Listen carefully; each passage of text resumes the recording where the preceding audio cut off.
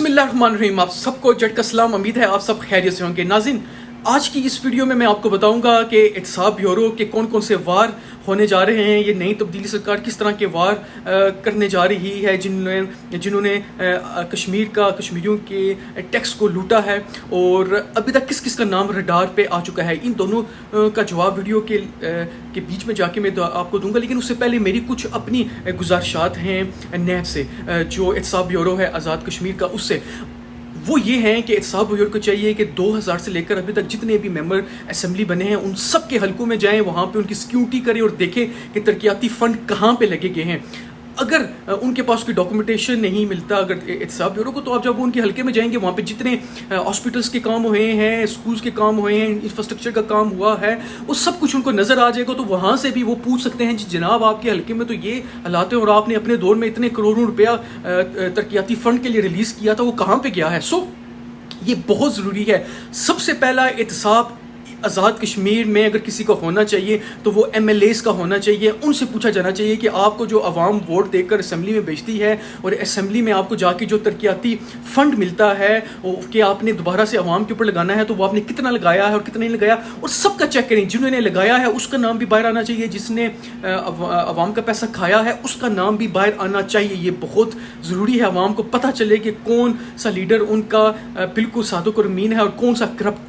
उसके बाद नैब को ये चाहिए कि हर साल का जो बजट आता है उस बजट के बीच में हर महकमे के लिए जितने भी पैसे जारी किए जाते हैं उसका भी एहतसाब हो। उस महकमे में जाके मिसाल के तौर पर अगर वो जो सेहत के लिए अगर वो इतने अरब रुपया अगर वो जारी करते हैं या करोड़ रुपया जारी होता है, तो वो उस पूरे डिपार्टमेंट की सिक्योरिटी करें, बल्कि जो वज़ीर सेहत रहा है, हेल्थ मिनिस्टर रहा है, उसको बैठा के उसकी सिक्योरिटी करें कि आपको इतने पैसे इतने सालों में मिले हैं, आपने क्या काम किया है, कितने हॉस्पिटल्स बनाए हैं, कितने नई वार्ड्स बनाए हैं। जब कोई खुदा ना से जब कोई आफत आती है तो आपको जो इवन कि गैस सिलेंडर तक अतिये से मंगवाने पड़ते हैं, बेड सिलेंडर जो बेडें होती हैं वो आपको अतिया होती हैं। क्यों आपने पैसा नहीं लगाया? जो पहाड़ी इलाके हैं, आज़ाद कश्मीर के दूर दराज के इलाके हैं, वहाँ पर जब कोई खुदा ना कोई बीमार हो जाता है तो उनको भागते हुए इस्लामाबाद लेके जाना पड़ता है। तो कहाँ पे गया है वो पैसा, कहाँ पे लगाई गई हैं, हॉस्पिटल्स कहाँ पे बने हैं, उसके ऊपर बात होनी चाहिए। उसके बाद एजुकेशन सेक्टर के ऊपर भी इसी तरह होना चाहिए। इंफ्रास्ट्रक्चर के ऊपर जो लोगों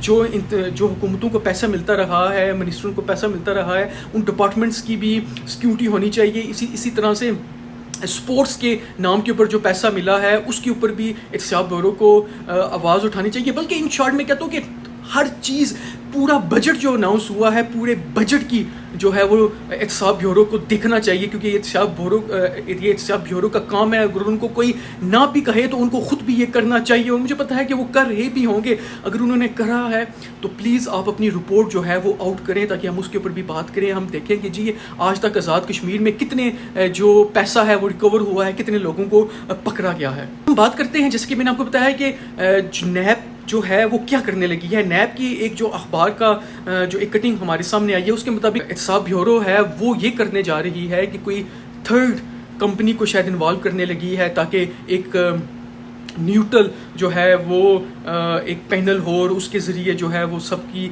जांच पड़ताल की जाए। ये अखबार की कटिंग है। मुझे नहीं लगता एहतसाब ब्यूरो ऐसे करेगा, क्योंकि एहतसाब ब्यूरो मेरे ख्याल से आज़ाद कश्मीर का बहुत ही मुतबर अदारा है और उसके ऊपर कोई उंगली नहीं उठा सकता। लेकिन फिर भी अगर एहतसाब ब्यूरो को लगता है कि शायद उनकी कार्रवाइयों को सियासी रंग दिया जाएगा तो उससे बचने के लिए शायद वो ऐसा करने जा रहे हैं। और अब सबसे मेन बात ये कि सबसे पहले हाथ किस पे डाला जा रहा है। अब ये आप देख सकते हैं कि ये अखबार की कटिंग के मुताबिक सबसे पहला जो हाथ है वो जो वज़ीर-ए-आज़म आज़ाद कश्मीर अभी जो रह चुके हैं राजा फ़ारूक हैदर, उनके हलके में, और जो हमारे जो स्पीकर रह चुके हैं अभी मौजूदा असम्बली के शाह गुलाम कादर शाह, उनके हलके से ये चीज़ें शुरू होने लगी हैं। एहतसाब ब्यूरो वहाँ से ये कार्रवाइयाँ को शुरू करने लगा है।